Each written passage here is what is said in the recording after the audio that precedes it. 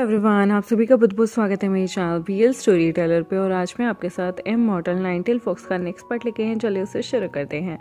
अब कहानी आगे 4 साल और बढ़ जाती है, जहाँ पर वी वुशियान जो था वो आज अपने दोनों बच्चे यानी कि उसकी बेटी और बेटे के जन्मदिन की बहुत प्यार तरीके से पूरी की पूरी सेलिब्रेशन की तैयारी कर रहा था। यहाँ पर वो बहुत ज़्यादा खुश था। वो पृथ्वी पे आके रहने लगा था और लंचा और वो बहुत अच्छे से बहुत खुशी से जिंगशी में रहा करते थे। जिंगशी अब उसका पहला घर बन चुका था, जहाँ पर 3 रूम हुआ करते थे। एक स्टडी रूम, 2 रूम ऐसे हुआ करते थे जहाँ पे वो और उसके बच्चे रहा करते थे, और जो चौथा बड़ा जगह था वो एक हॉल कमरा हुआ करता था, जहाँ पर अक्सर लोग उनसे जो भी मिलने आता था वो बैठा करता था। बहुत ही प्यारा सा जिंगशी उन्होंने बना लिया था। और 4 साल बाद आज उसके बच्चों का बर्थडे था, तो वो बहुत सारी चीज़ों की तैयारी कर रहा था।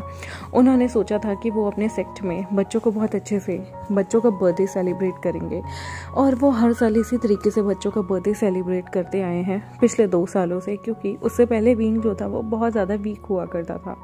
वो पृथ्वी पे आया, उसका नाम मो शेन्यू रख दिया गया था लोगों की नज़र में। जो मैडम लैन है यानी कि जो लवांगची की वाइफ है, उसका नाम मो शेन्यू है, और लोग उसे मैडम लैन कह के ही प्रेफर किया करते थे। लेकिन लवांगची जो था वो उसे प्यार से घर में विंग कह के ही पुकारा करता था। दूसरों के सामने वो उसे ऐसे करके बुलाया करता था, और विंग कहीं ना कहीं समझ जाता था कि लवांगची उसे बुला रहा है ताकि किसी को भी उसका नाम ना पता चले, और वो उसे मोशन्यू ही बोल दिया करता था ताकि किसी को भी ना पता चले वो कौन है और कौन नहीं है। यहाँ पर विंग को बहुत अच्छा लगता था। उसके अपने बच्चे भी उसे मम्मा मम्मा बुलाते थे, उसके आसपास घूमते रहते थे। और विंग इधर पृथ्वी पे आने के बाद एक मॉर्टल वाली लाइफ बहुत एंजॉय कर रहा था। पिछले 5 सालों में उसके पति ने उसे बेइंतहा प्यार किया, और तो और जब वो 1 साल अपने पति से दूर था, उसकी तबीयत खराब थी, तो लवांगची के सारे लेटर्स जो भी लवांगची ने लिखे हुए थे उसके लिए, वो सारे वो धीरे धीरे करके पढ़ता रहता था। जब भी वो उन लेटर्स को पढ़ता था तो लवांगची से उसके बिछड़ने का दुख उसे बहुत ज़्यादा अपने सीने में चुभा करता था, बिल्कुल ऐसे जैसे किसी ने उसके सीने में चाकू घोंप दिया हो। वो समझ सकता था कि लवांगची किस हद तक उसे प्रेम करने लगा है, पूछने लगा है। जिस तरह से लवांगची ने उसके लिए एक एक शब्द लिखे, उसके बच्चों का ख्याल रखा, उसे बिल्कुल सच में उसे इतना अच्छा लगता था ना कि लवांगची जो था वो बहुत बहुत बहुत प्यार करता था उससे। और लवांगची जैसा हस्बैंड उसे ढूंढने से भी नहीं मिलेगा।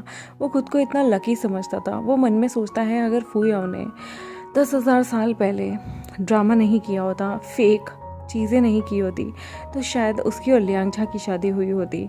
वो अपनी दुनिया में कितने खुश होते, अपनी गैलेक्सी में कितने मज़े ले रहे होते। लेकिन किस्मत को क्या मंजूर था? किस्मत को शायद विंग का या लियांगझा का इमॉर्टल रहना कभी भी मंजूर नहीं था। इसलिए तो वो आज मॉर्टल है, एक कल्टिवेटर की ज़िंदगी बिता रहा है, जो ज़िंदगी बहुत ज़्यादा बड़ी नहीं होती। सिर्फ उनकी ज़िंदगी का लाइफ स्पैन 100 से 150 सालों का था। अगर वो अच्छा खाना पीना और अच्छी जो है एक्सरसाइज करते हैं, वर्जिश करते हैं, तो बस इतना सा ही उनका लाइफ स्पैन था। और यहाँ पर जो विंग था वो बहुत ज़्यादा इम्प्रेस था। लैन सेक्ट के हर इंसान ने उसे अपना लिया था। मैडम लैन कह के उसका स्वागत किया जाता था। और शिचन और अंकल चरण जो कि उसे एक टाइम पे कहीं ना कहीं बहुत नफरत करते थे, मारने के प्लान बनाते थे, आज वो लोग उसकी बहुत रिस्पेक्ट करते हैं। और जैसे कि उन्होंने वांगची की कंडीशन विंग के बिना देखी थी, वो लोग इतना ज़्यादा रिस्पेक्ट करते थे ना विंग को, क्योंकि उन्हें नहीं पता था कि वांगची इतना बदल जाएगा। वांगची किसी के लिए 1 साल एक कमरे में भी बिता देगा, क्योंकि जब हम किसी से प्यार करते हैं और किसी के जाने का गम हमें खाता है ना, तो हमें भारी दुनिया में कुछ अच्छा नहीं लगता। लोगों की भीड़ में इंसान खुद को अकेला पाता है, और लवांगची के साथ बिल्कुल ऐसा ही था। हजारों लोगों की भीड़ में वो खुद को अकेला पाता था। उसके एहसास टूट चुके थे, और सिर्फ विंग था जो उसको एनर्जी देता था, उसकी सांसों को चलने में हिम्मत देता था, और जिसके लिए वो पूरी तरह से समर्पित था। विंग उसके लिए सब कुछ था। अगर वांगची जिस्म है तो उसकी आत्मा विंग था। अगर वांगची दिल है तो उसकी धड़कन विंग था। अगर वांगची सांस लेता है तो उन सांसों में बसी ऑक्सीजन विंग है। विंग उसके लिए सब कुछ था। अगर वांगची एक इंसान है तो उसकी यादें विंग हैं।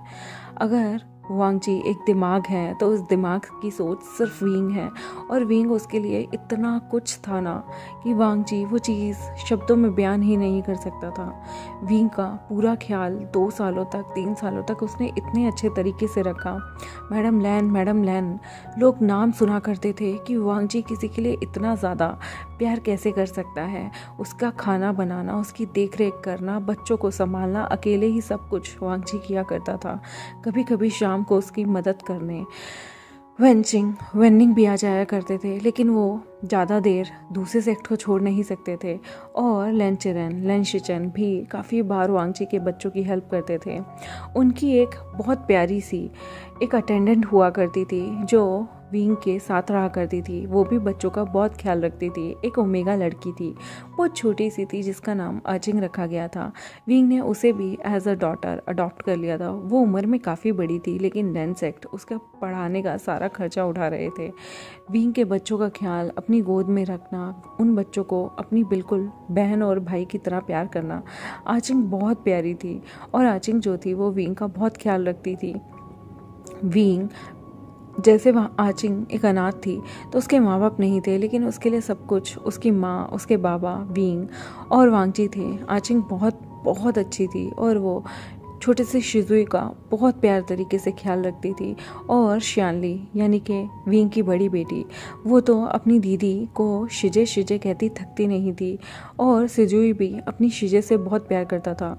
दोनों बच्चों को लेके आचिंग का प्यार आसमान को मतलब आसमान छूने जैसा था। उसने कभी ऐसा वैरभाव किया ही नहीं कि ये उनके सगे ना हो। और विंग ने कभी भी आचिंग को अपने बच्चे जैसा ही हमेशा समझा, कभी भी दूसरों जैसा भेदभाव नहीं किया, हमेशा उसे बहुत प्यार किया। तीनों बच्चे एक ही रूम में रहा करते थे, और विंग और वांगजी एक रूम में रहते थे। कभी कभी वांगजी जब रोमांटिक मूड में आता था, तो कभी कभी विंग के दोनों बच्चे कैसे ना कैसे करके उन्हें तंग ही कर दिया करते थे। और जब दोनों बच्चे अब पढ़ने के लिए क्लासेस में जाने लगे थे, वो छोटी उम्र से, जब वो 3 साल के थे तभी से उन्हें लैन क्लास की क्लासेस में भेज दिया जाता था। दिन के 2 से 3 घंटे बच्चे अक्सर स्कूल में बिताया करते थे, और शाम को अंकल जो थे उन्हें कभी ग्यूचिन बजाने के लिए जिंगशी में आ जाया करते थे, और कभी लवांगची जो था वो बच्चों को अंकल और ब्रदर के पास छोड़ आया करता था, क्योंकि फैमिली का मतलब है एकत्रित होकर एक शाम को बिताना। कभी कभी विंग भी जल्दी काम करके लैंसेक्ट में अंकल चिरन के यहाँ पर लांशी में एकत्रित हो जाया करती थी पूरी फैमिली, और फैमिली डिनर किया करती थी।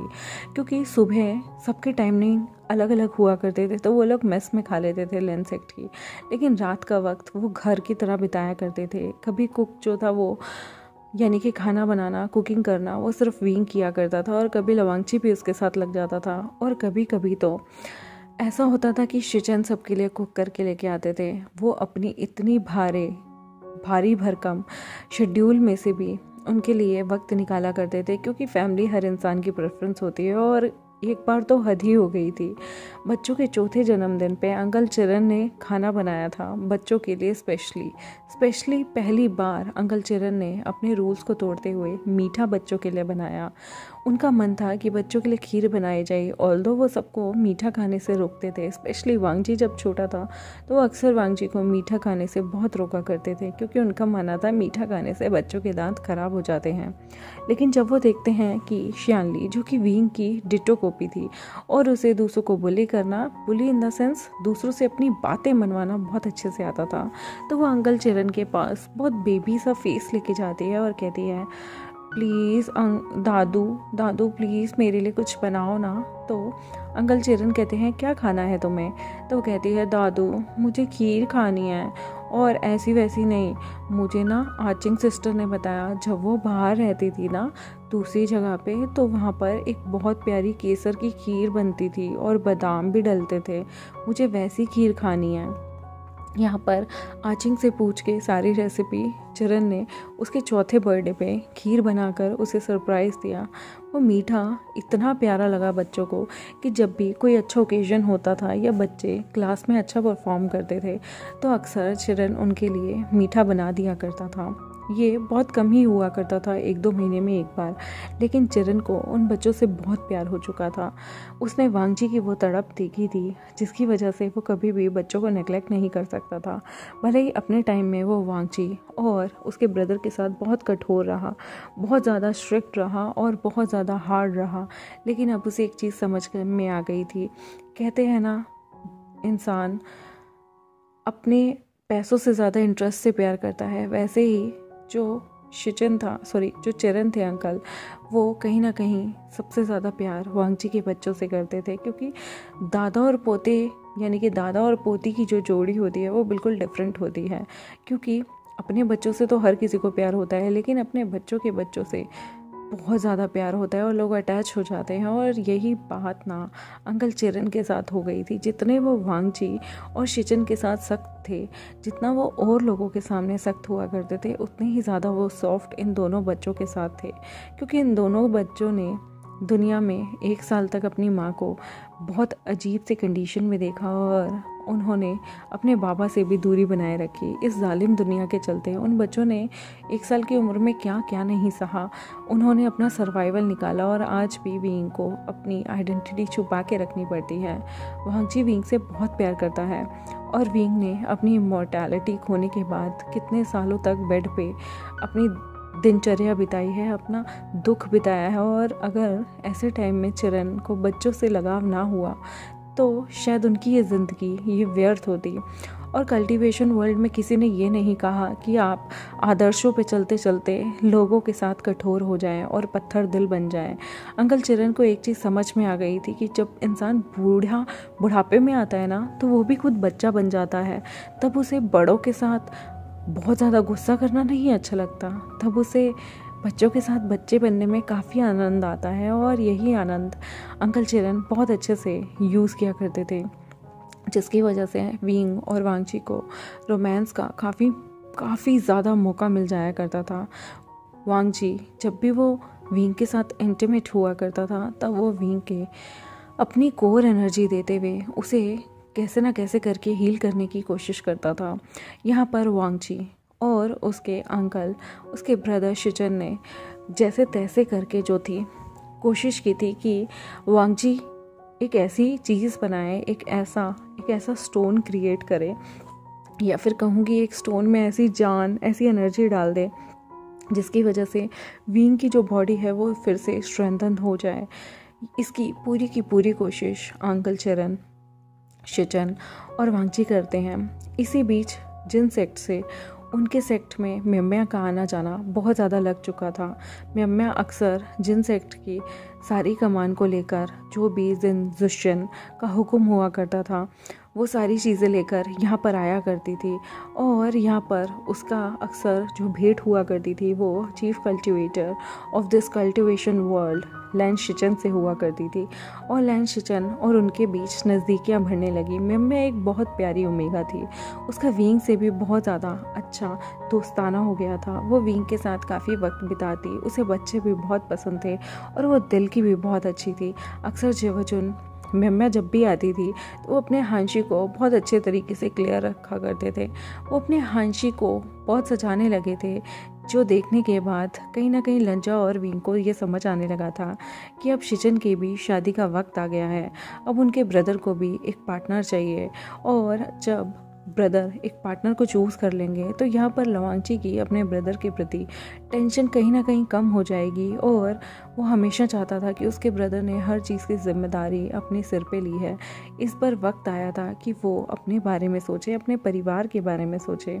लेकिन जो लैन शिचन थे वो बहुत ज़्यादा शाय हुआ करते थे, अपने दिल की बातें वो कुछ बोल नहीं पाते थे। क्योंकि अक्सर जब एक इंसान जो कि बहुत ज़्यादा धैर्य रखने वाला होता है और उसे किसी से प्यार होता है तो वो उस इंसान को देख के शर्मा जाता है, ना कि शेमलेसली उसे प्रपोज करेगा। वो इंसान हमेशा दूसरे की रिस्पेक्ट करेगा और दूसरे की इज्जत करते हुए ये सोचेगा कि अगर मैंने कुछ गलत स्टेप लिया और सामने वाले को बुरा लग गया तो कैसा होगा। यही सोचकर अक्सर शिचन रुक जाया करते थे। और यहाँ पर ये चीज़ विंग और वांगजी को समझ आने लगी थी कि अगर शिचन ज़्यादा देर करेंगे तो ऐसा ना हो मिम्या जो कि जिन सेक्ट से आती हैं, जब उनका यहाँ पर आना जाना कम हो जाएगा तो ऐसा ना हो कि वो किसी और अल्फ़ा को दिल दे बैठे। क्योंकि शिचन की आंखों में प्यार विंग और वांगजी को बहुत अच्छे से दिखता था। वांगजी अक्सर अपने ब्रदर के लिए चिंतित होता था और ये चिंता कहीं ना कहीं विंग जानता था। तो एक दिन मिम्या जेवजुन से मिलने आती है, तब विंग उससे बात करता है और उसे बोलता है कि मिम्या मैं तुम्हें एक चीज़ बताना चाहता हूँ। मिम्या उससे कहती है क्या बताना चाहते हो मैडम लैन, आप जो बताना चाहती हैं आप बता सकते हो। तो वो मिम्या को कहता है पहले तुम मुझे प्रॉमिस करो तुम बुरा नहीं मानोगी। मिम्या कहती है दोस्ती में ऐसा क्या प्रॉमिस, और अगर तुम्हें लगता है मैं कुछ बुरा मान जाऊँगी तो फिर तुम्हें वो बात नहीं कहनी चाहिए। विंग कहता है ये बात मेरे से रिलेटेड नहीं है, ये बात किसी और से और तुमसे रिलेटेड है। बट अगर तुम्हें वो चीज़ बुरी लगे तो ऐसा समझना कि मैंने कुछ कहा ही नहीं। बट अगर वो चीज़ तुम्हारे दिल में भी हो तो तुम रिस्पॉन्ड ज़रूर करना। मिम्या कहती है ओह अगर ऐसी कोई बात है तो ठीक है, तुम बेझिझक मुझसे कर सकते हो। विंग कहता है मैं तुम्हें घुमा फिरा के नहीं बल्कि सीधे स्पष्ट चीज़ों में बोलना चाहता हूँ। मुझे लगता है कि बड़े ब्रदर यानी कि ई गगा हमारे लैन शिचन जेवजुन, जिसे तुम जेवजुन कहती हो, वो मुझे ऐसा लगता है कि तुम्हें बहुत पसंद करते हैं। लेकिन तुम जानती हो कि वो बहुत ज़्यादा शाय हैं, वो तुम्हारे आगे ये चीज़ नहीं बोल पाएंगे। और कहीं ना कहीं वो विमेन से बहुत ज़्यादा पर्दा रखते हैं, बहुत ज़्यादा शर्म खाते हैं। और उन्हें ऐसा लगता है कि अगर ये चीज़ तुमने अपनी डिसरिस्पेक्ट समझी तो कहीं ना कहीं उन्हें बहुत ज़्यादा शर्मिंदगी होगी, इसलिए वो साहस नहीं कर पाते तुम्हारे आगे चीज़ें बोलने का। लेकिन मैं चाहता हूँ कि अगर तुम भी जेवजुन को पसंद करती हो तो तुम मुझे बता सकती हो।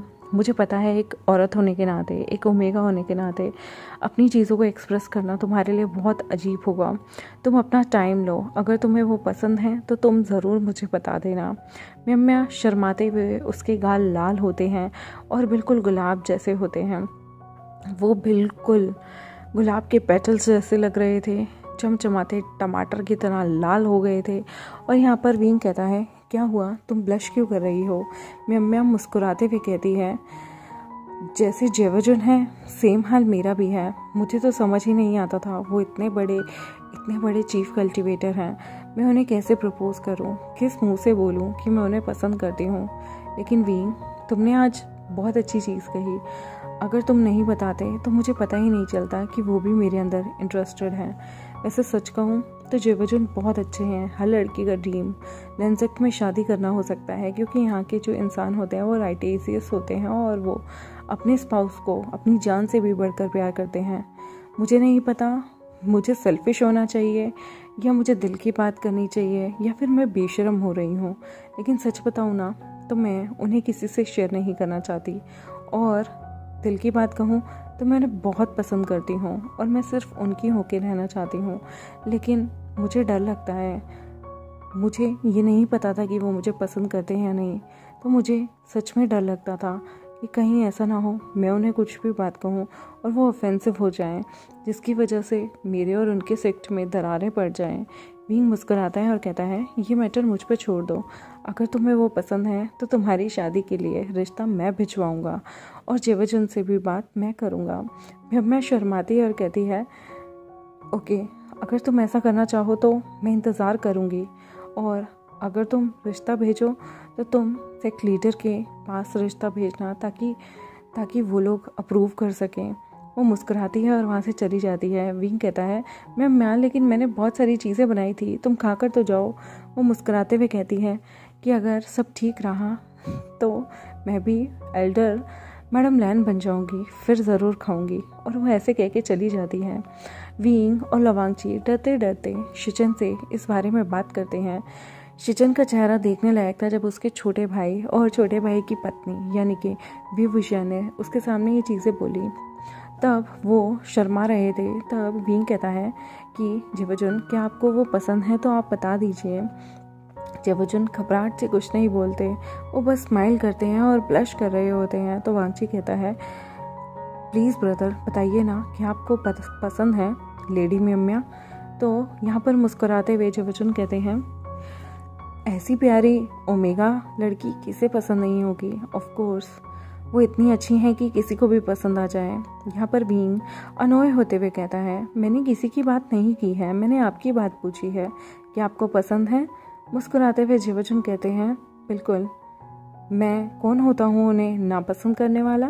बीइंग कहता है, ठीक है, मैंने म्यम्या से बात कर ली थी, म्यम्या भी आपको बहुत पसंद करती है जिवोजुन, और म्यम्या ने हिंट में ये बोला था कि अगर आप उन्हें पसंद करते हैं तो आपको जिन सेक्ट में उनकी शादी का रिश्ता लेके जाना होगा, और मैं चाहता हूँ कि आप नहीं तो अंकल अपनी तरफ से कोई भी जिन सेक्ट में म्यम्या के हाथ मांगने का रिश्ता इनविटेशन सीधा यहाँ से भेज दिया जाए, और नेक काम में कभी भी देरी नहीं करनी चाहिए। शुभ मुहूर्त निकाल के हमें अगली ही पूर्णमासी को ये चीज़ें कर लेनी चाहिए।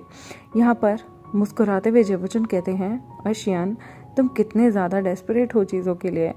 यहाँ पर बीइंग कहता है, मेरी शादी तो बहुत बहुत सिंपल हुई थी, कम से कम इसी बहाने मुझे लैन सेक्ट की एक अच्छी सी शादी देखने को मिल जाएगा, और उसके बाद वैसे भी मेरे ऊपर कोई भी नहीं था जो मुझ पे हुक्म करे।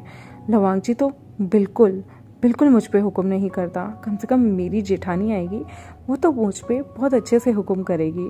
जिवोजुन मुस्कुराते हैं और कहते हैं, लैन सेक्ट में ऐसा नहीं होता। बीइंग कहता है, फिर भी मैं म्यम्या को पूरी तरीके से स्पॉइल कर दूंगा ताकि वो मुझसे ज़िद भी करे, मेरे आगे थोड़ी लड़ाई भी करे, और वो मेरे साथ बड़े प्यार से भी रहे और थोड़ा बहुत हुक्म भी जताए। वांगची तो बिल्कुल हुक्म नहीं जताता, बहुत बोरिंग हस्बैंड है। वांगची के कान लाल हो रहे थे, वो प्यार से कहता है, वींग वींग उसे मुस्कुराते हुए कहता है, हाँ तुम बोरिंग हो लेकिन उतने ही ज़्यादा खतरनाक भी हो। जिवोजुन, लैन सेक्ट के लड़के सच में बहुत ज़्यादा खतरनाक होते हैं, स्पेशली अल्फ़ा।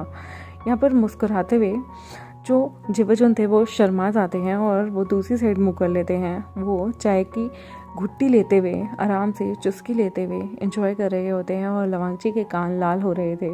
बीइंग को लवांगची को इस तरह से उसके भाई के सामने टीस करने में और भी ज़्यादा मज़े आ रहे थे।